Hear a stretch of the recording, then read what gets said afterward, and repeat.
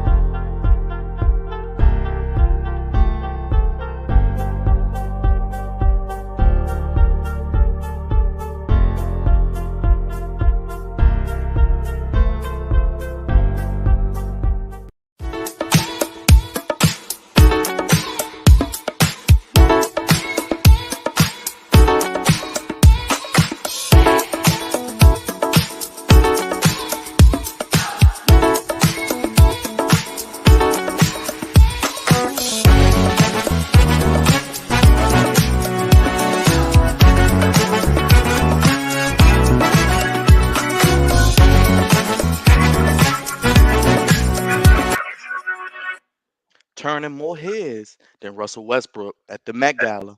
It's the Flex Zone Podcast, the only place giving you your sports how you want it, fellas. When you need it. need it. We're back here in the Flex Zone Podcast, the man cave, the place of the hottest sports podcast in all the universe. Throw your ones up and acknowledge us as we are the head of the sports podcast table. Hit that thumbs up, hit that like button down below. Let us know your thoughts on this past weekend of sports content on the only place giving you sports how you want it when you need it. Episode 341, getting it done. And of course, we're talking NBA playoffs, recapping the draft for the local teams, Ravens and the Commanders, and talking about other winners and losers from the NFL draft this past weekend. Subscribe if you haven't already to the channel. Rod is going to tell you all about it in a second. All the great content and videos we have and stuff coming up this week. Could be a lot of content for you on the channel, and appreciate and welcome all our new subscribers. But enough about me. You know who I am, God's favorite host, the host of the Moist, and we are still America's Moist Wonder, Crevonte. Big Raj, big week ahead for you, sports wise, channel wise, and a big blockbuster movie this weekend. Oh, yes. Doctor Strange and the Multiverse of Madness is going to be fantastic to watch on Saturday. I'm going on Saturday. I'm staying off the internet on Thursday and Friday. Don't want to see no spoilers. Don't want to hear nothing about the movie. But anyways, it's going to be a great week of course. More content coming. We're going to think about some things that we need to do, some things we need to get done, and most definitely, got something planned for y'all. That's going to be really, really nice. Raj, we may have to talk about this movie this weekend. I just had an idea when you mentioned that because I'll probably see it this weekend myself. Might have to switch that live and do something more entertaining instead of a WrestleMania rehash. But we'll talk about that as the week progresses. Might do something different on the channel. Talk a little blockbuster movies in the Marvel Cinematic Universe with my boy Big Raj. Talk all about the multiverse of madness as it will be a crazy movie. But this next man, he is the voice of reason. He is the captain of the goofy ship. He is the senior producer himself. He is Crevonte, but don't just call him Crevonte. Salute him and call him Commander Crevonte. What's going on, Crevonte, baby? I hate it. I tell you, I do. Monday evenings, y'all already know how we get down. Let's get right into it. I'll tell you some things I'm not happy about, and I'll tell you some things I am happy about. But I got a goofy or two this evening, so I'm ready to get into it. Well, before we get into it, we must introduce the tribal chief, the head of the Flex Zone table, the man you can catch each and every morning on WEAA. Start your day with a cup of Dre, pride of the East Side, straw that stirs the camel's back. The man himself, Landry Melton. Call him the Godfather, Raj, for many various reasons. It's your boy, Mr. 25-8, the super producer himself, the host of karaoke on Fridays, the man who does it all and takes no days off. Drizzy Dre, my brother. What's going on with you? Hey, appreciate that wonderful introduction as always. And shout out to my brother Shane. He made me a godparent times two. So Hey man, Dre love the kids. I will say that. As much as you want to say about Dre, he's great with kids. Shout out to Everin and shout out to Shane. the Godfather himself, Drizzy Drake. like our boy Tony D in NXT, Raj, the Don. Uh-oh. The Don. The Don of Yes, Godfather. yes. And say what's up to your oops, by the way. Hey, Oos, I owe you a But card, man. what's up, Mr. Bates? Shout out to you and the family. But let's get straight to it. Raj, this Yo. past weekend, while the draft was going on, which we were live, by the way, check out that video if you like. We got Yes. news of Great a job, fellas. Great Hollywood. job. Thank you, Dre. Of the Hollywood, or as you guys call him, Dundalk Brown, getting traded to the Arizona Cardinals for the 23rd pick, which the Ravens turned into the 25th pick. And Hollywood Brown is now an Arizona Cardinal. They pick up his fifth-year option. Obviously, he plays with this college quarterback, Kyler Murray. Then news came out today. Dre did a fantastic job with the short. Deandre Hopkins suspended 6 games for PEDs. Reports are he tested positive for multiple PEDs. That could be a goofy of the week as well. So now Hollywood Brown becomes their de facto number one receiver for the first part of the season, Raj. Your thoughts on the trade and will he work in Arizona? Well, first of all, let me say this. Hollywood Brown is a great wide receiver. I think he's going to be great for the Arizona Cardinals, especially since D Hop will not be playing the first 6 games. That lessens the blow. What's going on, Snowman? How you doing, my guy? Oh, the snowman in the Yeah, building. Yes, he's Snowman is in the back. building. Got a little colder in here. Yeah, they got a little colder.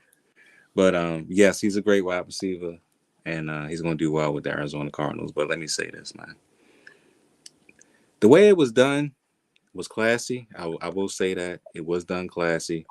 It wasn't done. It wasn't messy at all. It wasn't one of those big blow ups where we're throwing him out and he's giving us a terrible review, saying that we're a terrible organization or whatever. Not that happened, so I'm happy about that. But I don't know, man. It left a bad taste in my mouth. Now I am happy that he got what he wanted, but um, I didn't like the interview. Let me just say that I didn't like the interview. I didn't like what he said in the interview, honestly. Um, Saying the system wasn't right for him. It was built around Lamar, and he needs this, he needs that, he needs more of this, that, and the third. That brought me back to him talking about soldiers a couple years ago. Oh, I mean, you got the soldiers right here, and yada yada yada. Uh, he, I hate to say this, he's like a tame version of Antonio Brown. What is what Marquise Brown is? He's a tame version of him. And you know what? I don't want me guys. I don't want me guys on my team. I don't want none of them. I don't want no kind of a me guy. I need a team guy on the team. And Marquise Brown is a me guy. He really is. And there's nothing wrong with that. I understand he wants to get his money. He wants to make as much money as he possibly can. And that's fine and dandy, but that interview told me a lot. It really did. The interview told me a lot. And I'm so glad that this worked out for the Ravens and for him, because he can go be a me guy over there in Arizona. He can go be a me guy with his other boy, Kyler Murray.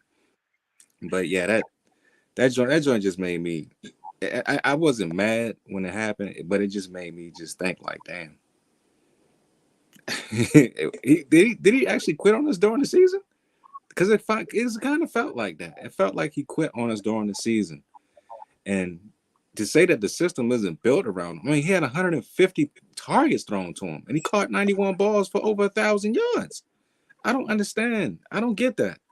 So it wasn't built for you. You wasn't the number one target. Lamar wasn't satisfying you enough, or the back, or the other guy that replaced Lamar. They weren't satisfying you enough. I mean, there was a lot of times where the ball was thrown your way, and you either dropped the ball or you caught the ball and just fell down. I mean, come on, bro. Come on, bro. You can't have it, both ways. You can't have it all, man. You are what you are. You're not Tyreek Hill. You're not D Hop. You're not Devontae Adams. You're not Keenan Allen. You're not Justin Jefferson. You're not none of these guys. Yeah, I mean, you're a good wide receiver, but you're not one of the elite. Now, could you be one of the elite? Sure, you could be. You could have been it this year. As much as the balls was thrown your way, you dropped like 3 of them in Detroit, if I'm not mistaken. That could have been touchdowns. Yeah. But it is what it is, man. I'm not mad at him. I'm not disgusted by it. I'm happy for him. If he doesn't want to be here, that's fine. You don't have to be a Raven, and that's okay. But also, Lamar, I need you to do this, man. Just keep your emotions off Twitter, bro. Keep your emotions off Twitter. I mean, all that nonsense, all these teary eyes, all this what the f's. I mean, come on, bro. Come on, man. You knew your boy didn't want to be here. He told you for 2 years that he did not want to be a Raven, that he wanted out. You knew this already. So for you to be on there, acting upset and all this other foolishness, cut it out, man. Cut it out. What I need you to do is this. I need you to go out there and have a productive season. I need you to make Rashad Bateman one of the best wide receivers in all of football. Show Hollywood what he's going to be missing once you make Rashad Bateman an all-star. Because I think that brother is completely nice. So once you do that, once you make, of course, Andrews is a baller, and you make some of those other guys around you, fantastic as well. You can show the league, like, look, man, this is a passing offense as well as a running offense. We can do both.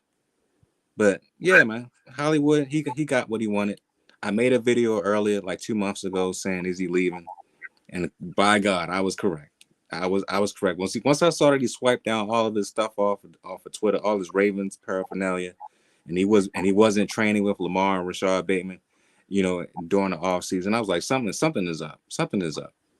But all parties won. The Ravens got another first round draft pick for him, and he gets to go over there with Arizona.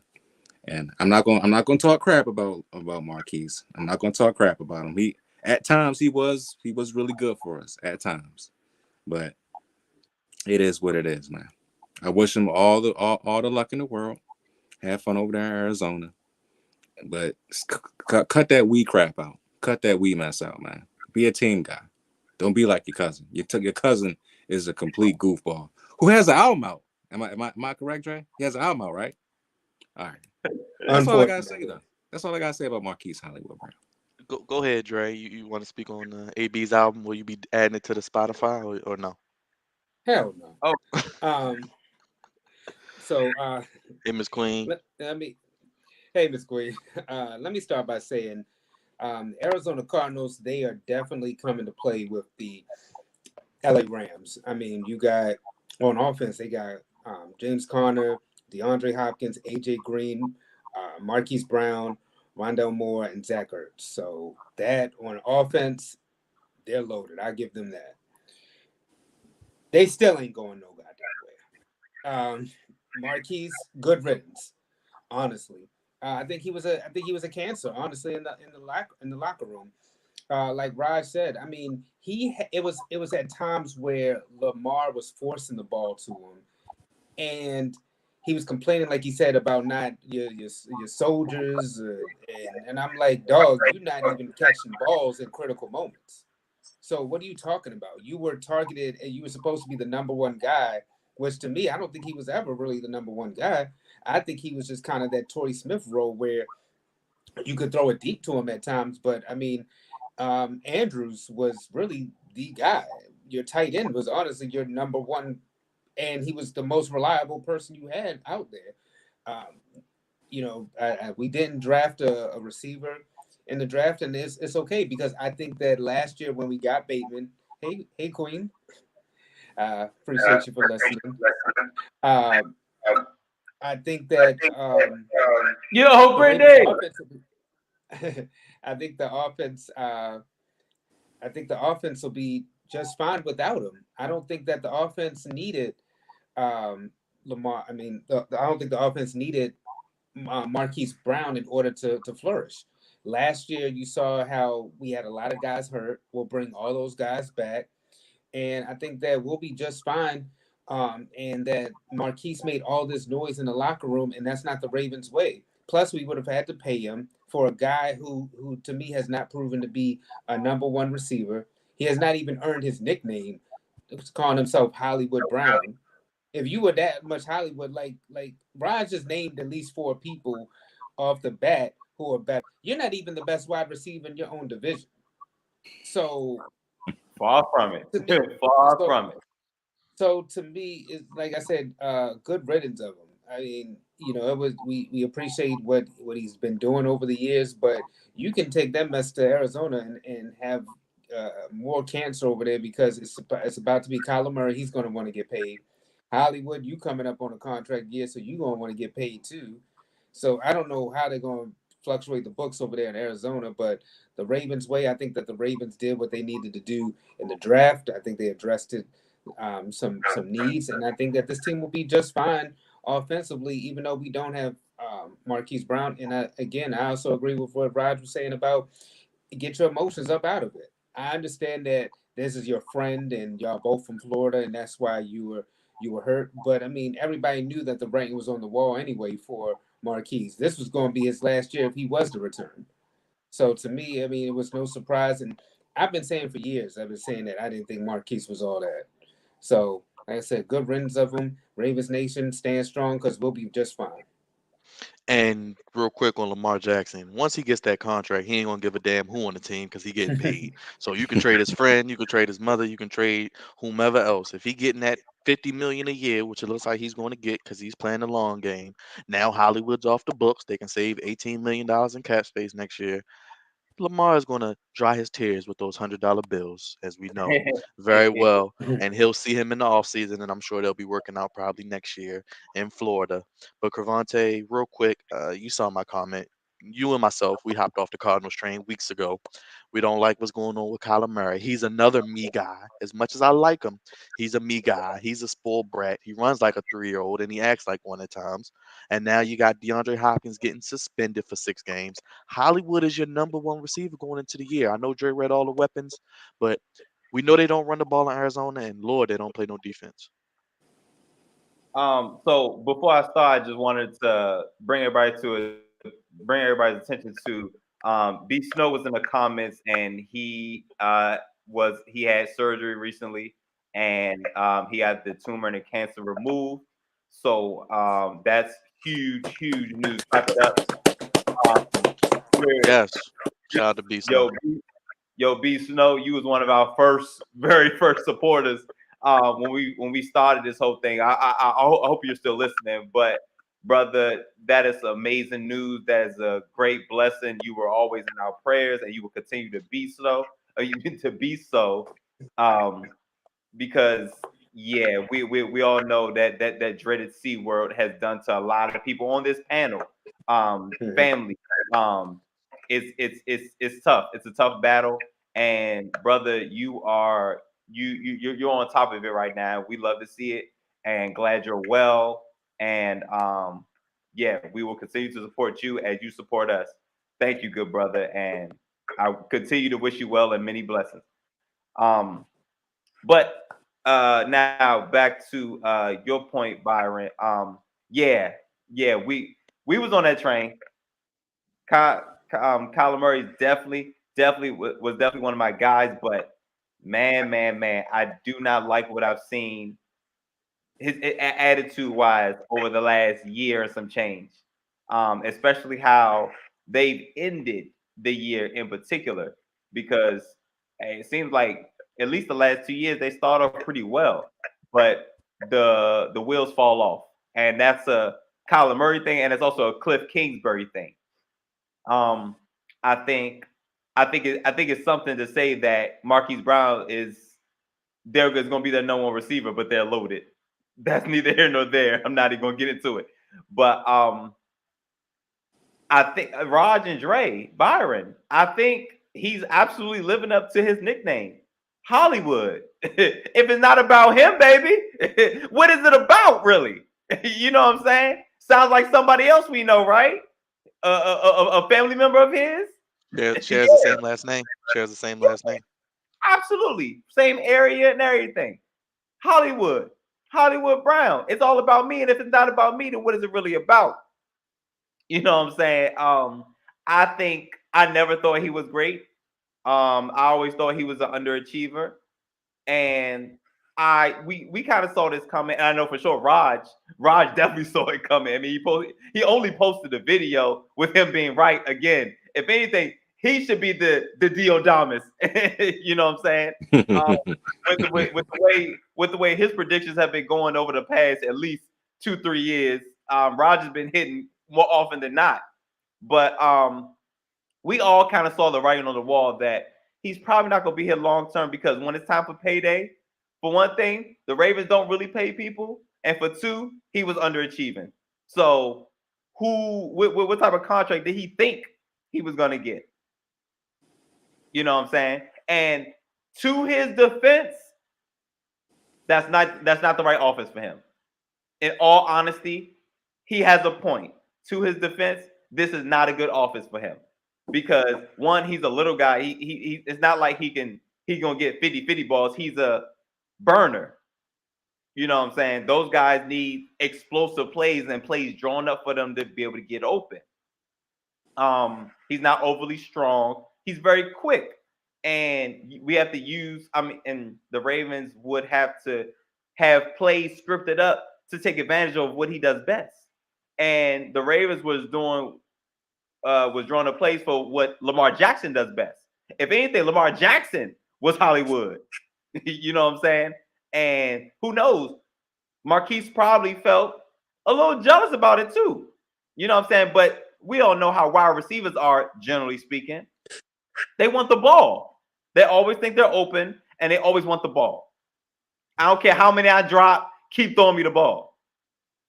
You know what I'm saying? So, okay, so I always thought he was an underachiever, and we saw this coming because he wasn't going to get no real money messing with the Ravens. So him wanting out is not a surprise.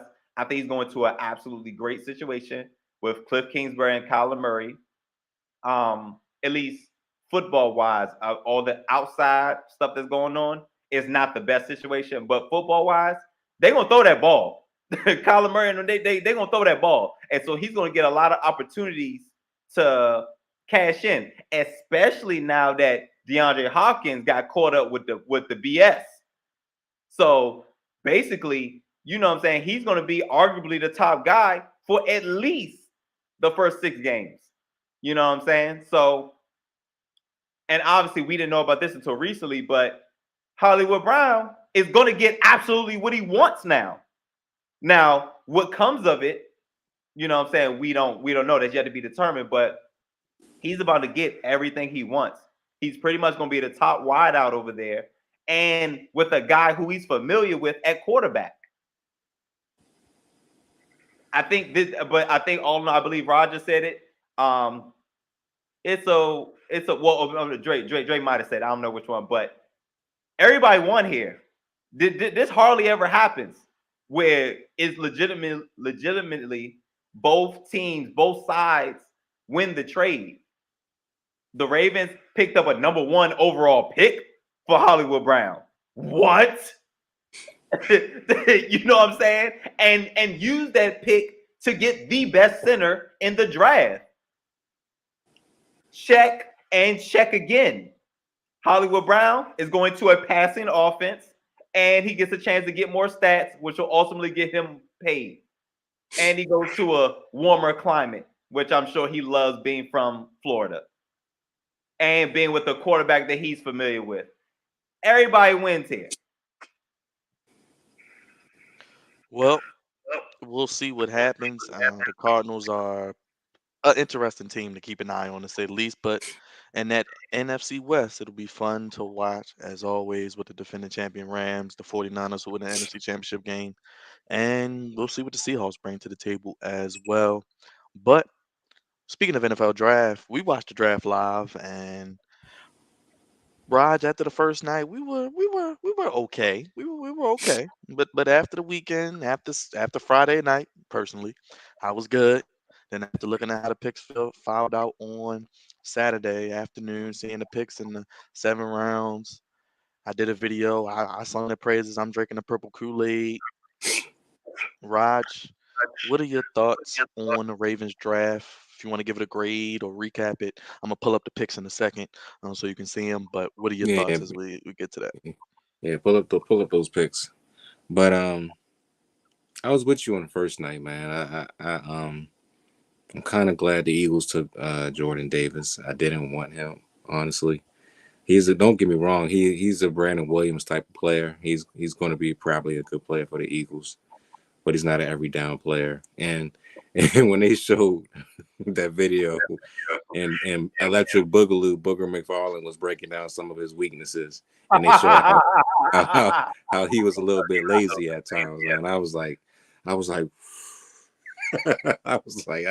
we don't need that over here in Baltimore. so Kyle Hamilton was the correct pick. He was the best player at that position, especially at safety, the best safety in the draft. And of course, we gonna need them safeties, man. The way the Bengals lit us up last year, and we also got to face Joe Burrow and Deshaun Watson. So I was kind of happy about the Kyle Hamilton pick. I mean, he has a lot of potential. I watched the film at his Notre Dame film, man. He's amazing, bro. He looked like he goes sideline to sideline. He has great closing speed. He hits hard. He can play the slot. He could do pretty much anything. So, yeah, man. For what I saw in the film, he looks amazing. So I'm glad we got him. Tyler Lindenbaum. Once I heard that Marshall Yonder was down with him, and he vouched for him, saying he's probably going to be one of the best centers in the draft. I was like, I'm cool with it. Now I wasn't cool with. I ain't gonna lie to you. I wasn't cool with it when we picked him. I wasn't feeling it then. I was like, I don't know. But after doing research on him, after listening to him, and after watching some of the tape, I was like, oh, this guy's nasty. I mean, he looks like a guy that doesn't have a mean streak. But when you get on the field, it's like he turns into the Incredible Hulk out there. So I can't wait to see what he does, man. I think he's gonna be a day one starter. So that's gonna be great to watch. David Ojobu, man. I didn't believe we was gonna get him. I'm not gonna lie to you. I was like, look, the Ravens are gonna probably pick somebody else. They're not gonna pick him. They're probably gonna pick a wide receiver. But nah, man, they stuck to their board, man. They stuck to their board. They stuck to their guns. David Ojobu was dropping because he had, he tore his Achilles during his pro day, and and I was like, wow, he actually is still dropping. He's dropping all the way to us. And Barbara was over there like, please pick him, Ravens. Come on, you got him. Please. Sure enough, man. Sure enough, they picked the boy up, man. They picked the man up, and it was a blessing in disguise, bro. Because he was a top 15 pick before the injury. Top 15 pick. He should have went top 10, honestly. But we got him at 45. He actually lasted that long, and we picked him up. Oh man, he's a game changer, bro. Once he gets healthy, him and Olway together. Oh my God, it's gonna be beautiful. It's gonna be beautiful. But that was a great pick. Travis Jones, I'm hearing good things about him. I haven't seen the tape on him just yet. I heard he has a lot of potential to be really good as well. Mr. Falele, probably the biggest dude in the draft, 384 Heaviest pounds. NFL player in history, by the way. The heaviest player ever. I'm pretty sure he's gonna be throwing people around left and right once he get out there. But throwing them around like Veer Mahan, Raj. Throwing them around like Veer. Yeah, exactly. But he needs to work on some technique though, so he probably won't be starting. The two tight ends that we got, I love it, man. One of them is a pure blocking tight end who can catch, not that much speed, but he's probably gonna take Nick Boyle's spot because I think Nick Boyle is probably gonna get cut. And the other guy, tight end, he's more of a wide receiver type of tight end like Andrews is. Guy has some pretty decent speed, and you know how the Ravens in 2019 love to use all three of their tight ends. So I think they're gonna go back to that formula. Where's the three tight end set? And we pretty much have just Bateman out there and all three of them out there working. So that's a blessing in disguise as well. But all in all, man, I think the Ravens. Oh, and we got a punter as well and a running back, and I think we got two cornerbacks. But all in all, man, I think the Ravens did a heck of a job, man, in this draft. They didn't move up to get anybody. A lot of people just fell to them. They just took them. They was like, look, a lot of things are gonna come your way. You just gotta be able to open your arms and receive them. And that's exactly what the Ravens did, man. They opened their arms, they received the blessings, man. And I think this is probably gonna be one of DeCosta's best drafts. I think that we didn't. Some of them didn't pan out over the years, but I think with Ojabo, Kyle Hamilton, and Tyler Linderbaum alone, man, you gonna have they all them three is gonna be a force. I mean, say what you want, them three right there is gonna be a problem. So I think the Ravens did a heck of a job, man. I'm very proud of the Baltimore Ravens tonight, and this weekend I'm very proud of them. And yeah, we still got some things that we need to address in free agency, and maybe some of these undrafted rookies can fill in the spots as well. But all in all, I think this team is on the right path. We just got to get Lamar on board. That's all we got to do. Just get Lamar on board and focus. Yeah. Trey, did you like the draft? Hey, first of all, let me say hey to Auntie. Rouse is in the building too. Appreciate So you, big dog, Rouse, for Ralph. the draft special. You and Eric. yes, there's your aunt Uh, Dre. Say what's up to her. hey, appreciate you. Uh, Overall, I mean, hey, Ravens hit it out the park. I think that they had one of the best drafts um, out of all 32 teams, honestly. And I'm not just saying that, just because I'm a part of Ravens Nation. I'm saying that because what they were doing, like Rod said, they never had to move up. I mean, things just kind of fell their way. Um, like Crevonte was saying earlier, I mean, every side won in that Arizona trade. You got a first rounder, so that means you were able to get, you know, Linderbaum for. I mean, as so you got two first rounders right in there. Great. Um, I mean, some people were unhappy. I was hearing about the first day of the draft because they were talking about we needed a pass rush and we traded away our receiver. What are we doing? Trust the process. When have the Ravens not really had a good draft? I mean, this is a team. This is a team that's always in the hunt. They know how to draft well. They know how to develop. You just don't have really any issues with a team like the Ravens because you know that they're always going to be in contention with what they do. So to me, I think that they had a really great draft, and to me, I think the steal of the draft was Ajabu. I mean, because like Rod said, I mean, before the injury, this guy was projected to be a top pick, and he fell to us in the second round. Once he gets over the injury, I'm telling you, like he will be just fine. And the Ravens, I think that they went back to what they do best, old school.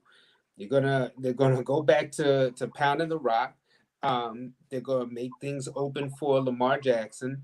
They're working on the line. They're working on the run, and that defense. They knew that they had to buffer that defense because, like Raj was talking about, with the Bengals alone were getting all over them last year. You've got the Browns in that division. The Browns are going to be even better because now they got a quarterback.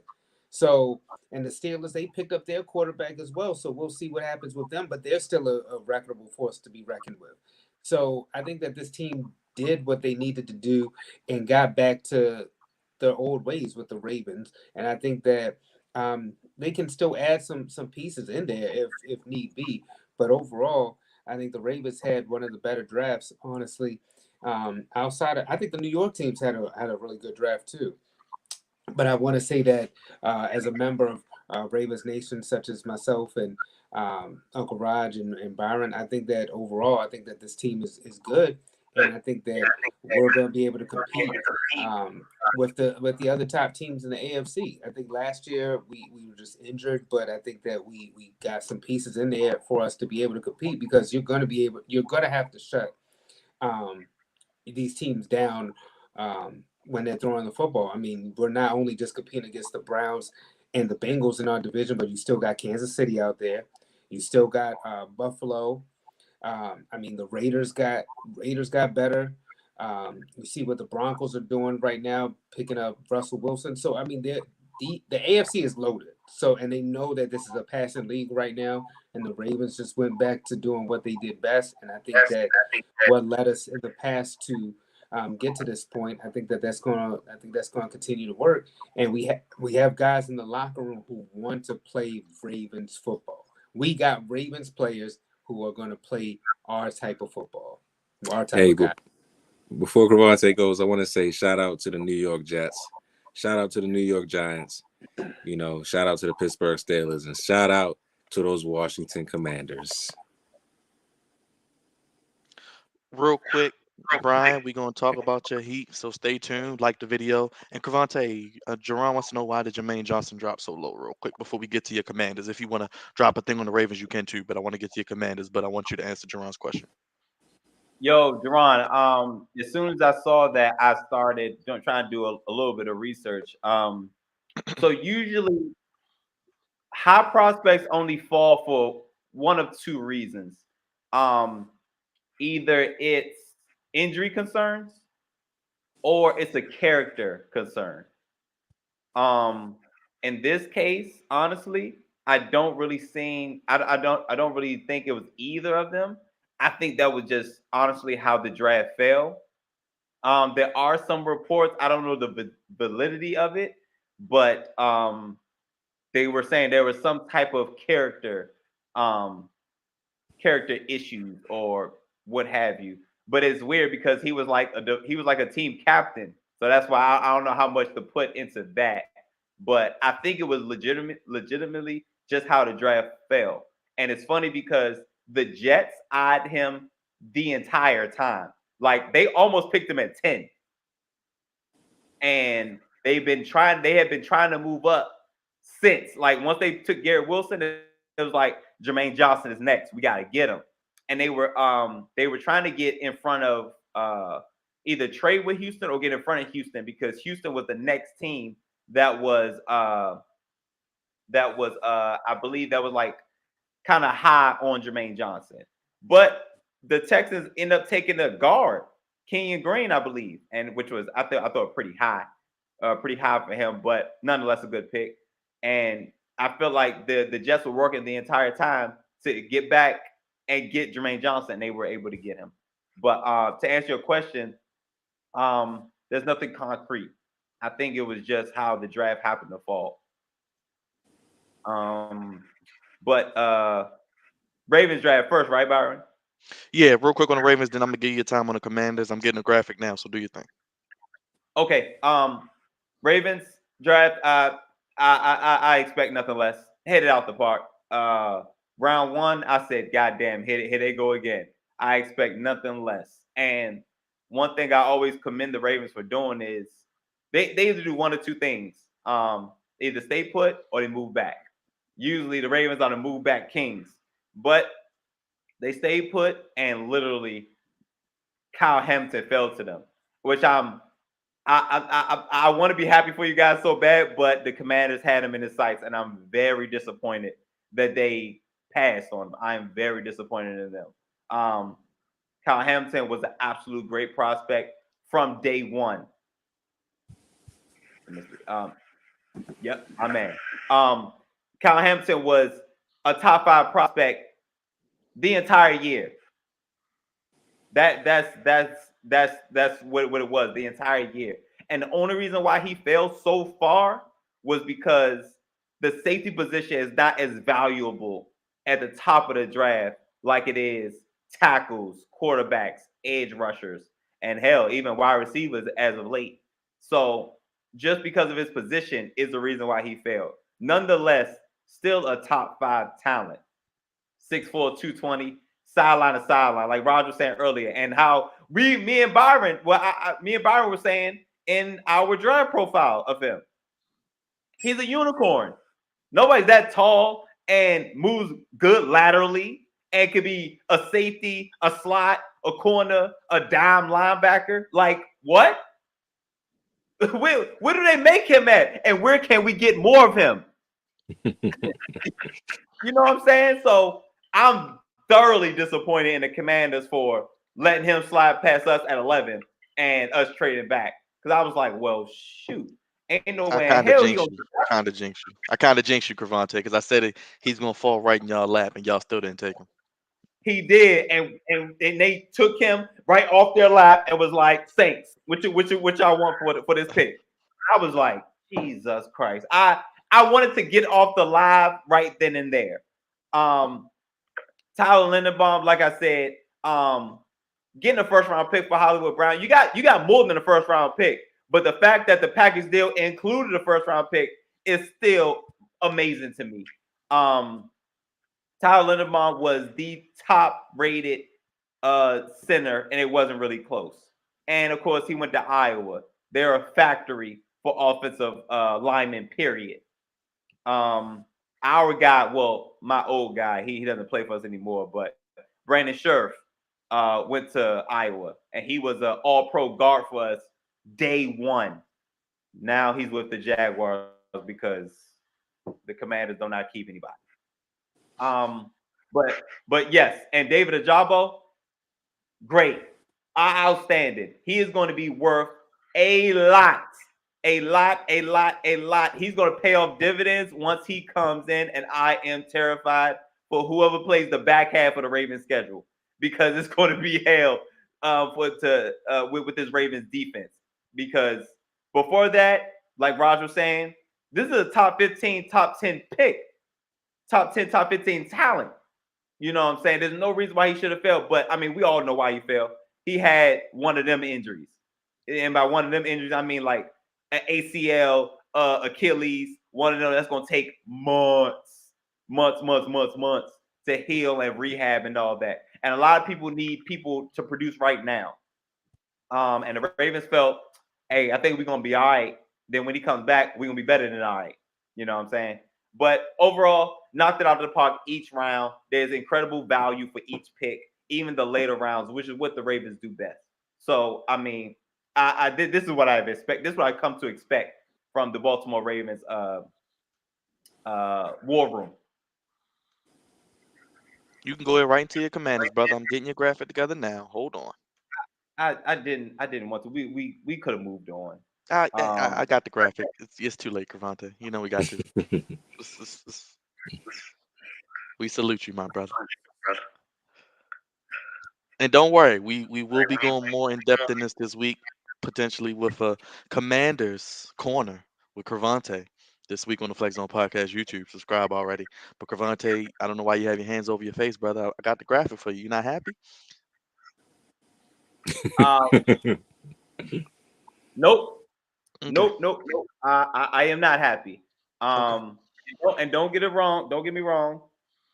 Jahad Dotson is he's going to be a really, really, really good wide receiver for us. Even still, he may end up having a great year, better than what I give him credit for, or better than what any of us think. But my thing is, there were higher rated players available. 3 of them, to just to name a few. Chris Olave, my guy, Ohio State, was there. Jameson Williams, Alabama, was there. Kyle Hamilton, safety, was there. Literally, all my guys except for Garrett Wilson was there. And I'm like, oh my gosh, just pick one of them. It doesn't matter. I'm going to have a good night now because you got one of the guys I wanted. The Commanders trade the pick to the Saints. Why? We need guys who are elite at that position. I'm tired of moving back, yo. We need elite guys. We haven't had an elite guy on offense. We haven't had an elite position player on offense, and I don't know how long. What the fuck? And I mean to curse, but yo. Let it out, Crevonte. It's okay. It's all right. Let it out. Oh, are you serious? And don't get Terry McLaurin is my guy. I think he's top. I think Terry McLaurin is elite. But y'all gotta pay him. But we need more. And because he's elite, we're gonna have to pay him. I don't want John Dawson to be his replacement. I want him to be complimentary. Yeah, man. So yeah, I was thoroughly. And then in between us moving back 5 spots, all of those players gone. All those players left. Chris Olave ended up getting picked right there. Jameson Williams ended up getting picked the next pick after that. And then 2 picks later, there goes Kyle Hamilton. Great job, guys. Anyway, all right, Ted. I was really thrown off that first night. I love our second round pick, Mathis, defensive tackle, Alabama. We love our Alabama boys. I tell you, especially our Alabama defenders. We love them. It's literally a pipeline from Alabama to the nation's capital. Um, this is probably more so a replacement pick because I don't think we're going to pay Deron Payne when it's time to. He's going to get into the rotation this year, and he's probably going to end up becoming the next Deron Payne, who is also a fellow Alabama brother. But I don't think we're going to pay him because I believe Montez Sweat contract is up too. So it's going to be too much. Somebody's going to be the odd man out, and I think it's going to be Deron Payne. Brian Robinson, I thought it was a bit of a reach here.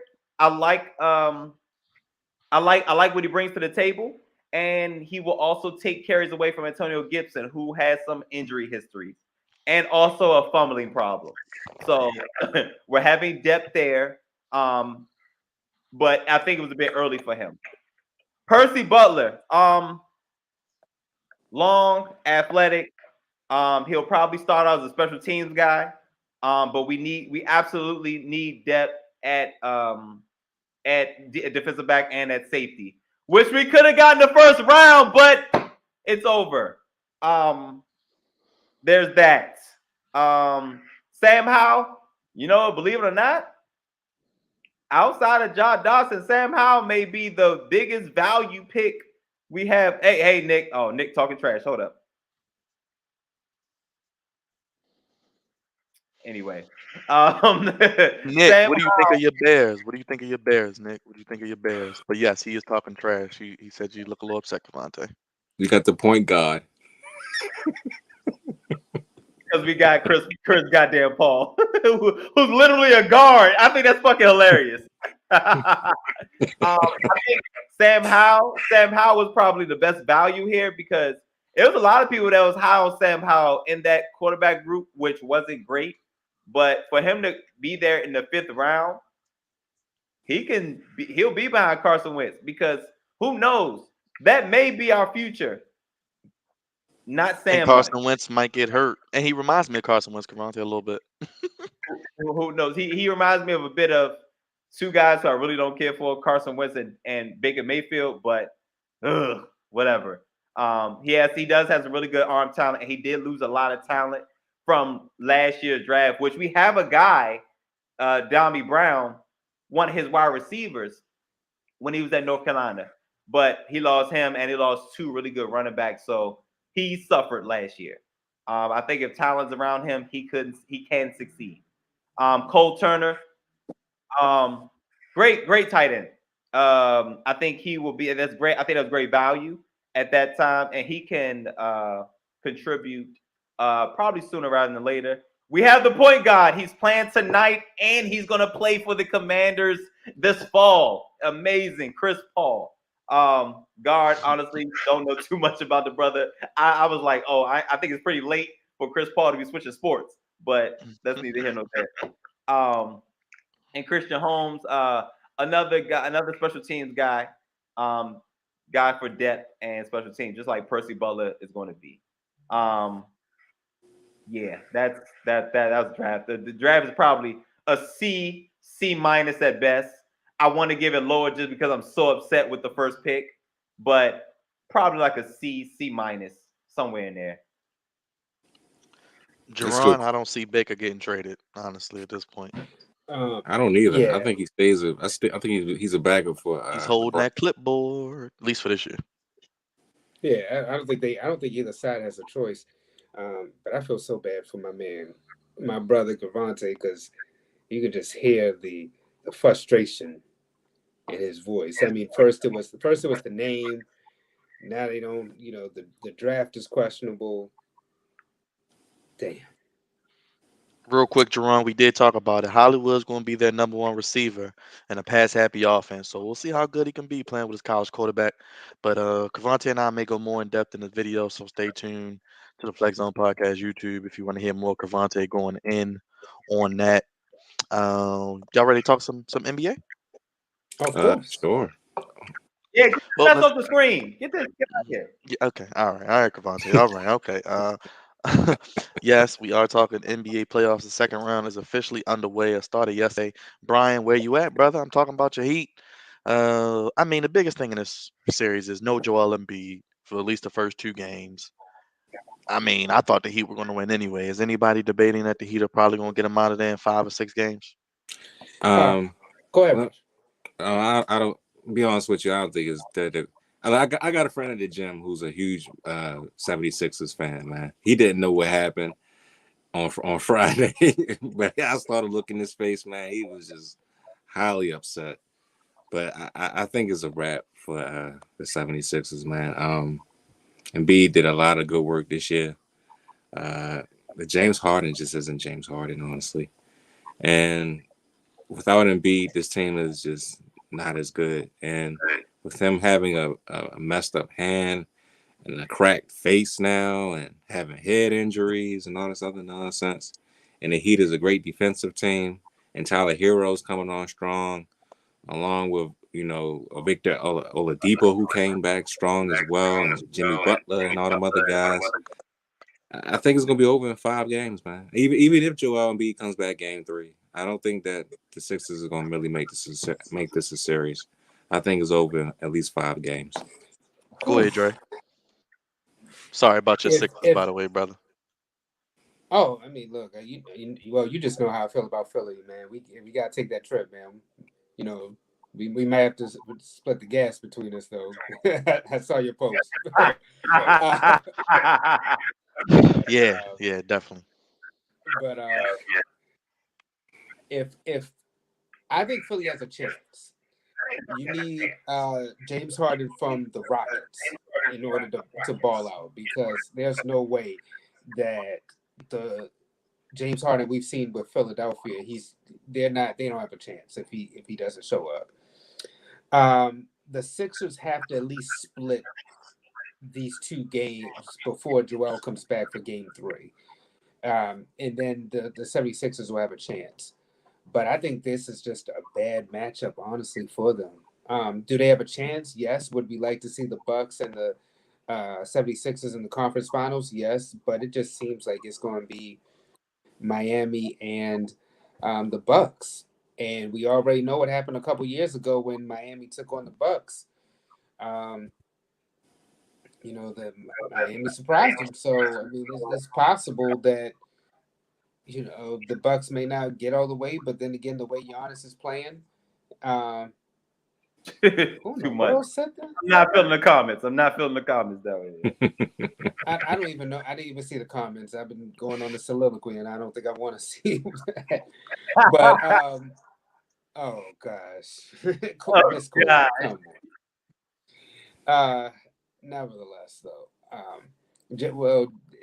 James Harden needs to step up in order for the 76ers to have a chance, because we talk so much about the trade, but but we said that they had to at least make the conference finals. If they don't make the conference finals, at least with this team, then honestly, you did this trade for what?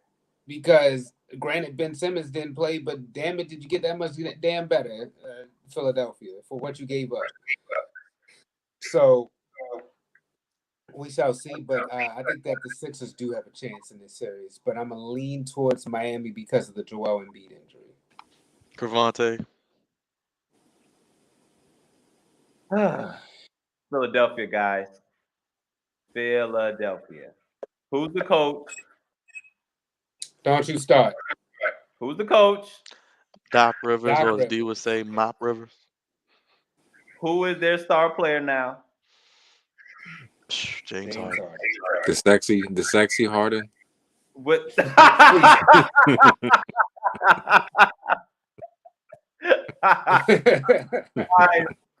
guys. Doc Rivers plus James Harden equals playoff exit.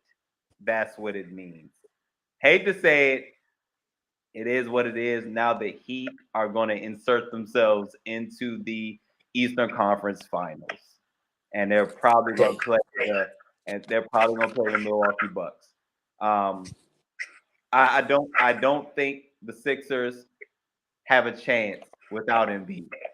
And it was shaky with Embiid because one of the things Miami does very, very well, they lock people up. Like, I don't think, how many times have they given up 100 points in the playoffs? I don't know, but they typically don't. So without Joel Embiid being the force on the inside, it's an uphill battle to say the least. And Dre, even if this was James Harden from Houston, it's still the playoffs. It's some type of allergic reaction James Harden has when the playoffs start. And unfortunately, he'll have a grand excuse this time around. But we know, James, we know what it is when you get into the playoffs. You don't show up and you come up really, really, really small. But this time you have a built-in excuse at least. I think And yes. Well, what's the excuse? Because he asked to leave. But you asked with the intent that Joel Embiid would be healthy and be there. James Harden's not at the point where he can carry a team anymore. He's not that anymore. So Joel Embiid out. Okay, that's your out. That's the excuse. hey, I just want next comment. Please. I just want to say this. Hey, Brian. Can we trade LeBron for Tyler Hero? I mean, I take Tyler Hero right now, man. You tripping? Nah, I ain't tripping. No. Tyler Hero is nice, man. Tyler Hero is clutch. He is clutch, bro. LeBron James though. He is. Hey. He is the white assassin. Okay. When it comes to hitting them shots, bro. No damn LeBron James for Hero. LeBron is on his last leg, man. Literally. You want the white savior, Raj. Tell the people you want the white savior, Raj. You want the white assassin savior. I want the white shadow from the 70s, man. Tyler Hero. That's what I want. He over there bugging worse than D right now, talking that bull. You know D will be right there with him, shucking and driving. Dre talking about, I trade LeBron. I'll trade LeBron for anything. Look, D said on this video, you can find a deal for LeBron, trade him. Look, D would trade him. D would trade him for a coach, man. D probably trade him for a coach, man. He probably trade him for Phil Jackson. You say for a coach or probably both, Crevonte. Probably trade him for a new hairline. You know what I'm saying? But that's neither here nor there because D's not even on tonight. So well, Brian said he'll give you Jimmy for LeBron. No, hey, I'll take Jimmy. No. I'll take Jimmy. Hey, Jimmy's not a superstar, bro. We're going to trade the damn superstar. No more. LeBron is a star. He ain't a superstar no more. Can't play defense. No, LeBron James is still a superstar. Jimmy Butler is not no superstar. Yeah, Jimmy Butler better than LeBron. He can play defense. Top 15. He can play defense. I tell you that. There you go, Raj. The great white hope he is. The great white hope. There you go. There you go. So we all. I guess. No, my fault. It's not great white. They're working on a White Man Can't Jump Part 2. How about the Great White Smoke? There you go. Because he comes and goes. We agree. 76ers look like they might be done, and Embiid just can't stay healthy. But this next one, Bucks, Celtics, Raj. We know you've been rolling with the Bucks. I don't see anybody beating Giannis in this round. At least he's the best player in basketball right now. We all in agreement with that? Yes, he is. I still got the Bucks going to the finals, even without Chris Middleton. I think that Giannis has got into another place, man, where he knows how to play basketball, man. He knows they might not need him, Raj, this series. He might not have to come back to the next series. I know that he knows how to play ball, man. He gets his teammates involved, even when he's not shooting a high percentage. He's finding ways to get it done defensively. I mean, he was a monster yesterday, man. He was damn unstoppable. So, yeah, man, I'm picking the Bucks to win this series. I'm pretty sure the Celtics will at least win 2 games out of this series, but I got the Bucks, man. I think the Bucks gonna win this series, and we're gonna find out, what's gonna happen in the next series. But yeah, I got the Bucks in 6, even without Chris Middleton. That's a good question. I don't think Drake was there, but wherever Drake lurks around, he was at the game, and I think they were up like 20 something points. I just put in the Oh comment. gosh, no They were up wonder. 20 something. Drake was at the game. They were jawing back and forth, obviously, and then he got hit in the face, and that's when the orbital thing happened. No wonder. Damn. The curse of Goofiness. Drake, huh? Yeah, blame it all on Drake. Drizzy. But this this series is over. Sometimes you could just look at a certain games and you just see that even though the Greek Freak didn't have his best game, he just imposed his will, and they had no answer whatsoever for that man. I mean, honestly, Boston, what they were doing in the first round against Brooklyn, they need to apply that here, but it just don't seem like they got any damn answers. So Brian, that's true. I think I'll it's give you over. that, Brian. I'll give you that. So I think that if it's maybe it might stretch to 6, but that's a reach. I think it might be over in 5 for real. Whoo, Crevonte, them Bucks doing something special in Milwaukee. Man, I was telling you guys, and I think I'm sure, and Raj pretty much agreed, at least on the eastern side of the Drake.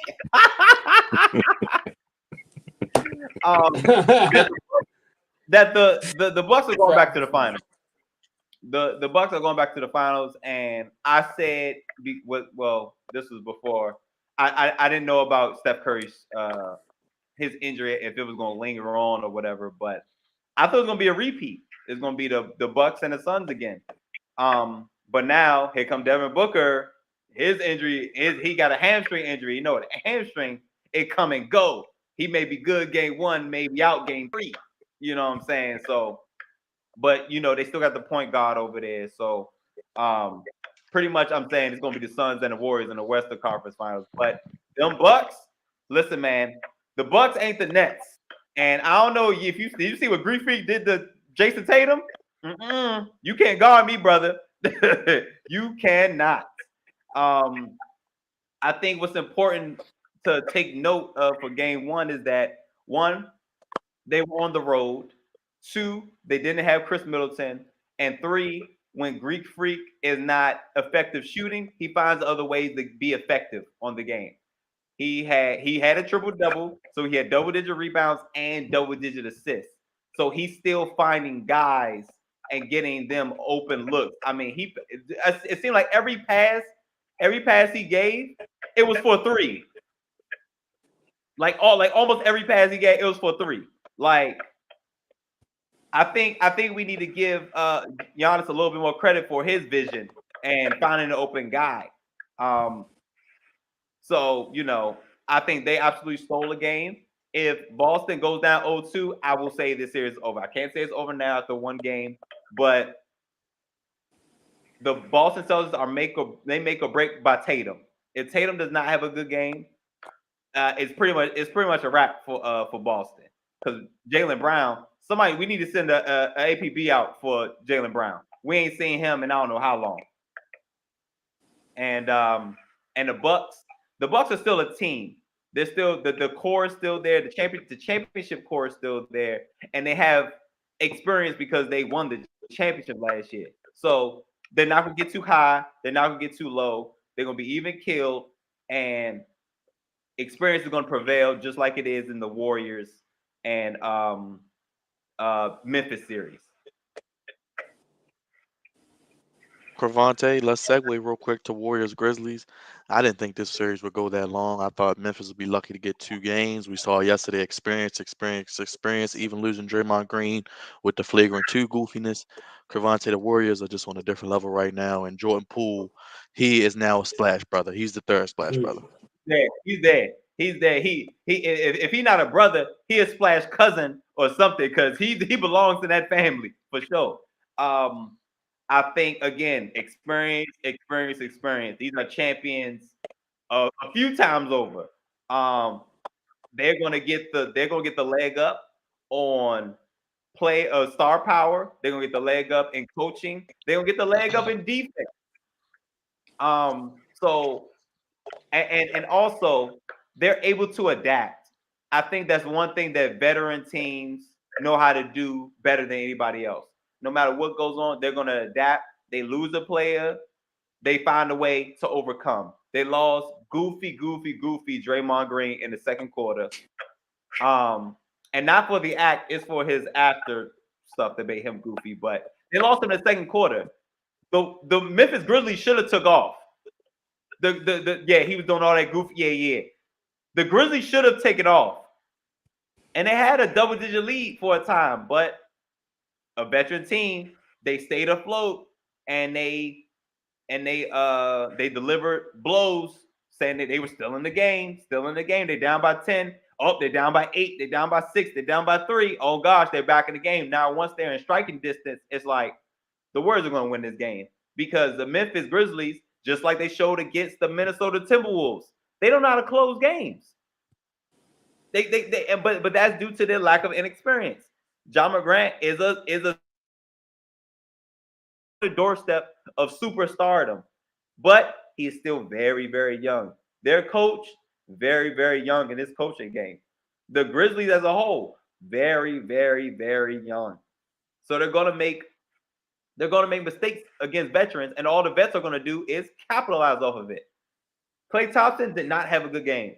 Steph Curry, for his stardom, did not have a good game. Draymond Green left in the second quarter.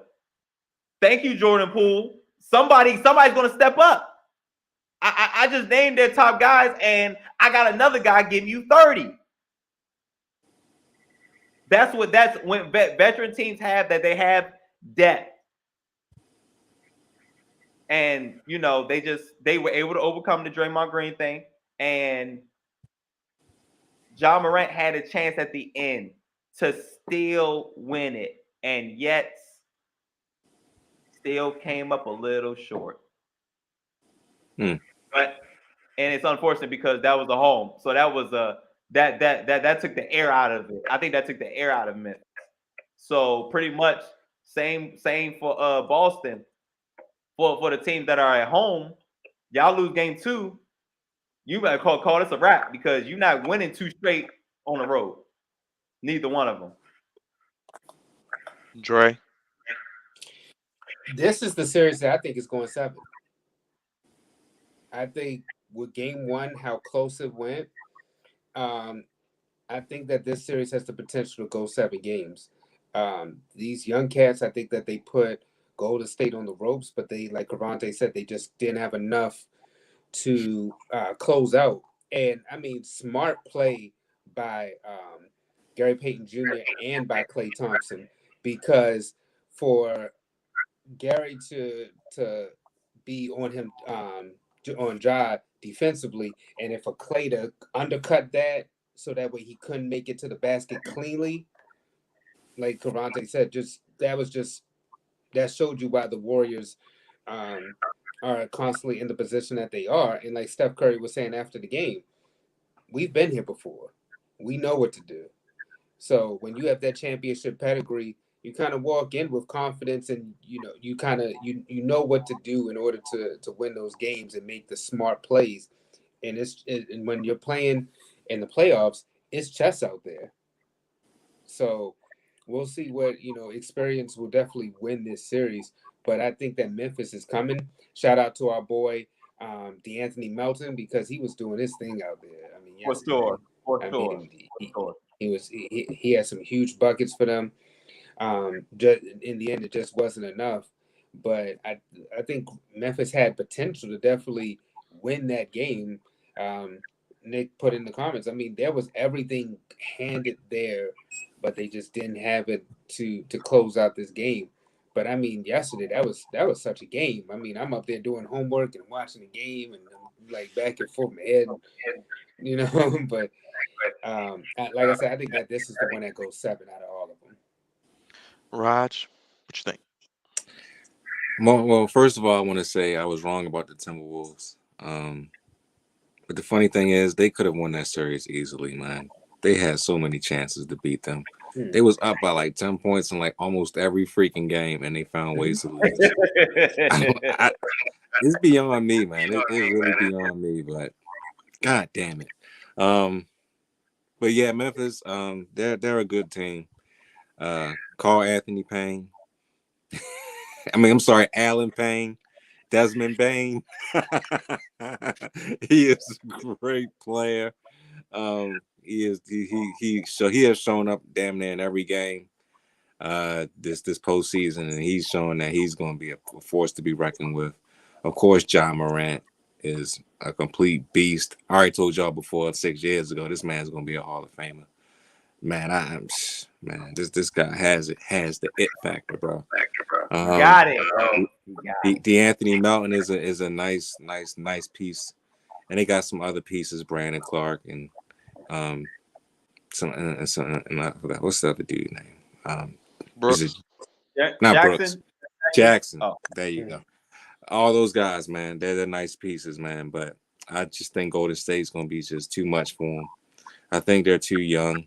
I think Golden State's experience is gonna help them win this series, and I think they'll learn from it. I think they'll get better from it. I think it will go at least 6 or 7 games, but I just see Clay, Steph, Draymond, showing up when the championship banter shows up for them. And also, having guys like Jordan Poole going, scoring 30 and the others, doing what they're supposed to do, the Wiggins and all those other guys on the squad, doing what they do. It's just going to make a bigger difference. So I think that the Warriors are going to win the series. I think they're going to move on to the Western Conference Finals. But I think that Memphis is going to give them boys everything that they need for this next series. Speaking of the next series, got the Mavericks and the Suns. Can we get a score update? Right now it's 76-65. Phoenix is up in the third quarter with a little over 9 minutes left. Dre, you going with the Suns? That over is gonna cash. Yeah. That over is cash, man. What was the over? 214.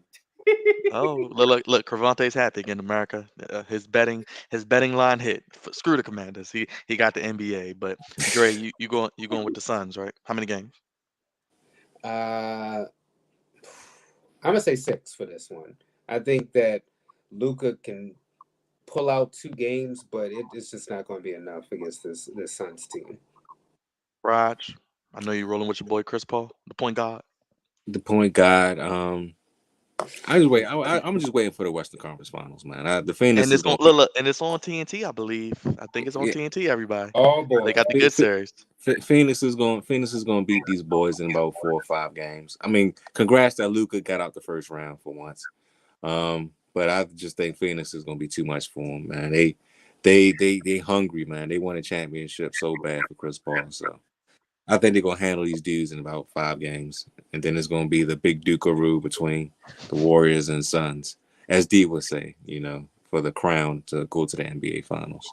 Real quick, Dre, make sure you make a note. We got to do a discussion on Chris Paul. I think it's safe to say he's a top 5 point guard, but where does he rank in that top 5? Is he closer to 1 or closer to 5?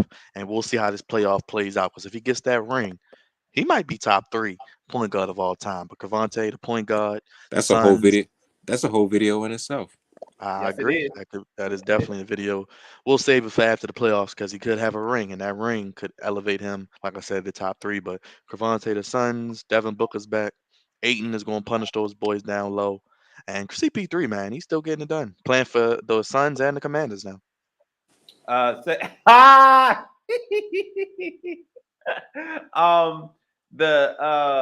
Suns, again, they got vets over there and they got experience and they got depth. With that combination, you will make it far in the playoffs. The only thing that's concerning is Devin Booker's hamstring, because again, it can come, it can go. Any given game, he will be out. But I feel as though the point guard is going to lead them to where they got to go. I just think all the edge is going to go to Phoenix. Luka is a great, outstanding top 10 player in this league, but Phoenix Suns, different animals. I think it'll probably be 5 games. But it's always funny when it shifts, when time shifts. when the location shift. And also Devin Booker, if he mess around and be out game 3 or game 4, Dallas could squeeze the game or two. I agree. I think we want that Warriors, Suns, Western Conference Finals. Hopefully, both teams healthy. Let us know what you guys think about these playoff series. Give us your predictions and more. Who plays in the conference finals and who makes it to NBA Finals? Make sure you guys like the video if you haven't already. Crevonte, it's been a while, but it's time to get a little goofy. I'm sure there are some people who make your list of goofies of the week. Hood. The hell was that? Man, let me give you a proper one. So much I better. don't know which one is. So much better. Believe it or not, Dre. So, guys, America, good people, welcome to Goofies of the Week, sponsored by the Flex Zone. Appreciate you guys for giving me a little bit of time let me tell the world what I thought was goofy over the past week. 5 rather. I knew he was going to change it. What I thought was goofy this week. Got 2 cards here. I have a low-level goofy and Jet Green, but the Jets were not goofy for this NFL draft. And I have Falcon Red. And actually, the Falcon Red will lead me right into my my goofy, because the Falcon Red with the Falcons is the reason why the Commanders did the goofiness that they did, which is one of my goofies of the week. The Washington Commanders. I found out afterwards that at this point, I need to be in the war room, man. I need to be in the draft room, like right now. Like this can't keep going on. Drake London was their top receiver on their draft board, and he got picked by the Atlanta Falcons, which made the Commanders in turn do something very, very goofy, and that is trade back when there were three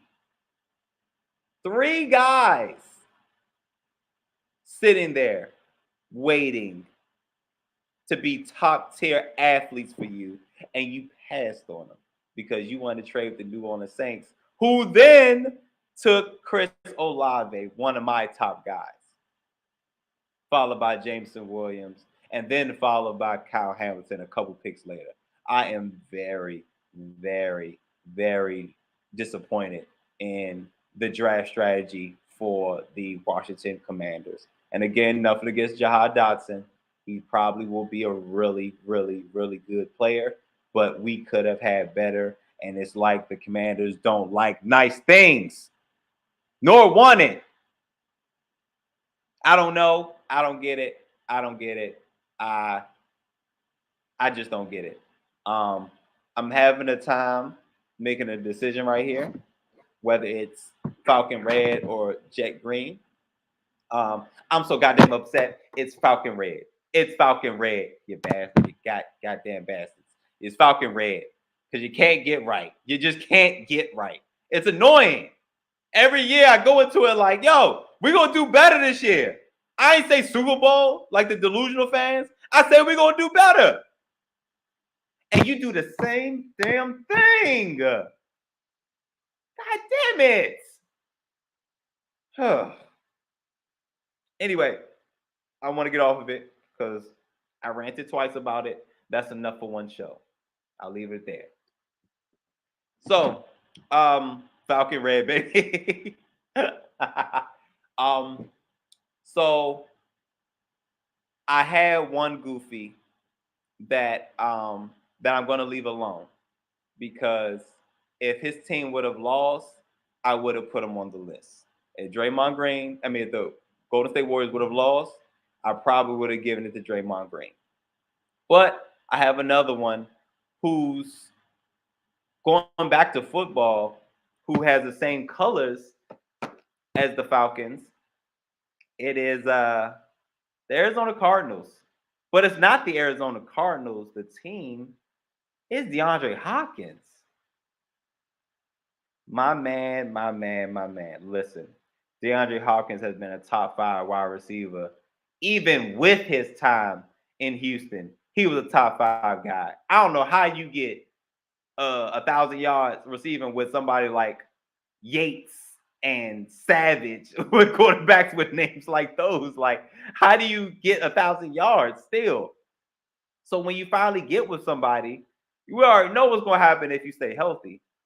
But he made a absolute rookie mistake. I don't know how, and I really don't care how. I mean, at some point we're gonna get the facts about, and we're gonna get the facts, and this is gonna be an ongoing developing story of how this happened, or maybe not, because he withdrew his appeal, so the 6 games are gonna stand, which means he messed up. So I'm not thinking like, oh, his trainer gave him something that he ain't know about. Nah, brother, you messed up and you knew it. But you being a top 5 receiver in this league, you know what you are. I mean, you know what your team is when you're on the field versus when you're not on the field. Because everybody remember, that's when the Cardinals really started to fold, when D-Hop went down. It seemed like everything started crashing and burning. So you see what happens when you're not there. So what's going to happen for these first 6 games? All of a sudden, Hollywood Brown going to be a top tier receiver in the league for these first 6 games? That's what you about to tell me? Probably not. Probably not. And because of you, now instead of getting off to a good start for the Arizona Cardinals, they're probably going to break even at best. Probably. Who knows? But the fact of the matter is, they probably could go 6-0 if you're on the field, or 5-1. Now, with you not on the field, they're probably not going to go 6-0 or 5-1. Probably closer to 3-3, if you ask me. But I just think that was a very selfish. 2-4. Jesus Christ! I don't even know their schedule. I'm just saying. I feel look, you know they're gonna have the Rams probably in prime time, 49ers in prime time in the first couple weeks. But with the suspension, they may move it around because of the schedule. But it ain't gonna be easy. No. I'm gonna look up their opponents. Do your thing. I'm gonna look up their opponent.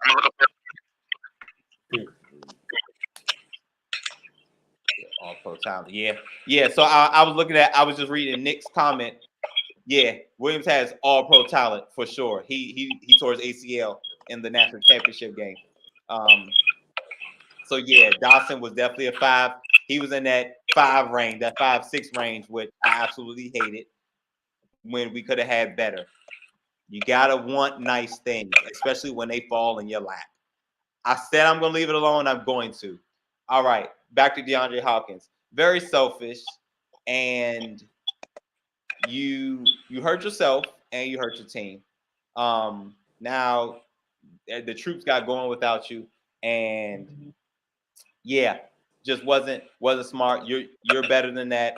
We all know you're better than that. But now what's even worse is that now people are going to question your skills now, because when something like this pops up for a 9-year vet, or however long he's been in the league, how long has he been doing it? Is this a new thing and he just got caught, or has he been doing this for X amount of years? These are real questions, and there's no real way to answer them. But it's just like, bro, you're going to be if on the trajectory that DeAndre Hopkins is going on, he's going to be a Hall of Famer. But you don't want nothing to diminish that in any way. So I'm disappointed in DeAndre Hopkins. I'm disappointed in most of the Arizona Cardinals and their decision making. I think giving up a first round for Hollywood Brown was absurd. But anyway, me and Byron, we're off that train, or whatever the hell we were driving. we're off of it. And yeah, DeAndre Hopkins has got to do better. So yeah, those are my goofies of the week. and they're both of the highest level goofy, and it's a Falcon red goofy. DeAndre Hopkins, and of course the Washington Commanders, beyond goofy, both of them. And y'all know my line. Here y'all go. There's a thin line between goofy and great, and that organization and that player on the wrong end of it. Got to do better, guys. Got to do better. Thank you for that goofy of the week, Crevonte Bebe. And as I was speaking about the Arizona Cardinals opponents, obviously the schedule comes out next week. At home, they play the Chiefs, Chargers, Buccaneers, Saints, Eagles, who got improved, Crevonte, AJ Brown, Patriots, of course, the Rams, 49ers, and Seahawks. And on the road, Falcons, Panthers, Raiders. Oh, they play the AFC West. Raiders, Broncos, Vikings, Rams, 49ers, Seahawks. I don't see them. If they win, I don't. It's looking tough for them Cardinals, Cavante. Looking tough. Yeah, that's what I'm saying. Like they're definitely gonna be closer to 3-3 as opposed to 6-0. How they started last year. And that's without even looking at their schedule. I mean, you just told me their opponents. I don't know what order they're gonna put it in, but Because even if they backload the schedule, so DeAndre Hopkins is playing, they may have a easier first 6 games, but that means it'll be murder's row the last 10 games or so. exactly. So it really doesn't matter. It's gonna be rough patches throughout the year. So at best, it sounds like they'll break even. At best. Yep. Because you got the AFC West. You play the NFC South, so you may be able to get some wins there. But don't forget the NFC West has the Rams and the 49ers. I And mean, anytime you play the divisional game against the Seahawks, anything can happen. I Yeah, mean, if you agree. unless you're gonna play the whole NFC West in your first 6 games, in your first 4 6 games. But even then, Tampa Bay gonna get you out the way. So that don't matter. Yep. Dre, episode 342 next week. What can the people look forward to?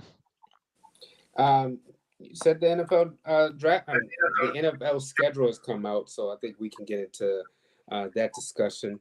And we're not going to do the Chris Paul yet, but we definitely going to save that for a future show. For sure.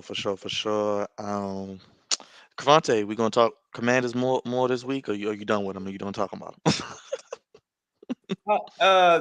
I'm through with them in my mind, but thankfully football season has not started yet, so I have some time to recover. But yeah, I could do something similar to what you did and do a card. It's going to be probably entertaining because I don't have many nice things to say, but I'll do my best.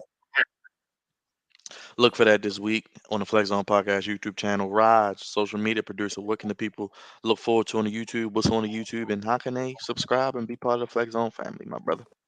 Well, check out the Flex Zone podcast on YouTube. Hit that subscribe button. We got plenty of videos. You just did one yesterday about the Baltimore Ravens draft grade. If you agree or disagree, hit that comment section. Let us know how you feel. Let us know what your thoughts are. We got plenty of comments yesterday, probably. You might need to check some of them out. But of course, we're going to have the usual content during the week. Anything that's breaking news, anything that's popping, that's coming up, we're going to probably, talk about. I think I was going to do a WrestleMania Backlash, maybe preview, I guess. We shall see. Maybe not. I don't know. But we're going to have something popping this week, as usual. We're going to do what we do. Yes, we may be talking Doctor Strange too this weekend, Raj. We might have to replace the Backlash with the Doctor Strange. We'll figure something out. That's fine with me, brother. We'll see, man. Might even do both. Doctor Strange too. Right. Depending on how I feel, we may do both, man. We might do it all in one video. We might do back to back. Might be live all week. Who knows? But let us know what you guys want to see on the YouTube channel. Dre, how can they keep up with you each and every morning? Start your day with a cup of Dre, and each and every Friday, let the people know how to come out and party with Dre. Party like no other. All right, 7 a.m. to 10 a.m. You can find me on WBAA doing Good Morning Baltimore. And starting this Friday at 7 p.m., I'll start hosting karaoke alongside my line brother, DJ Chris. We're going to be up and stuck each and every Friday. Let people know how to keep up with you, Dre, for all that information as well. Black American Dream on Instagram, Facebook, Andre Melton, and of course, this wonderful show. Make sure you like and subscribe. Senior producer Crevonte Hurd, executive producer Andre Melton, the tribal chief himself, social media producer Big Raj. As always, see those videos on the YouTube, see those beautiful thumbnails. Make sure you drop a like and support the channel as we keep growing, getting closer to those goals. Episode 342 next Monday, 10 p.m. inside the Man Cave. We'll probably have a Commander's Corner with Crevonte this week, probably some live streams throughout the week as well. Appreciate everybody tuning in. As always, Flex on Family. And fellas, it's the only place giving you sports how you want it. When you need it. As you can see, sunglasses and emojis. We getting ready to get out of here, put the kids to bed. As it's Monday and they got school tomorrow. But for Crevonte, for Dre, and for Big Rod, shout out to DSN, Net, wherever D may be in the wild world of sports. Appreciate everybody for tuning in as always. And until next time, y'all, we gone. You gone. Peace.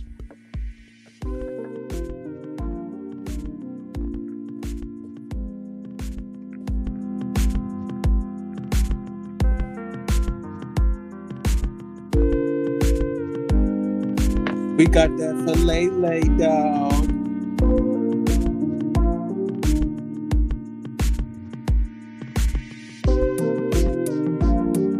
Damn Commander.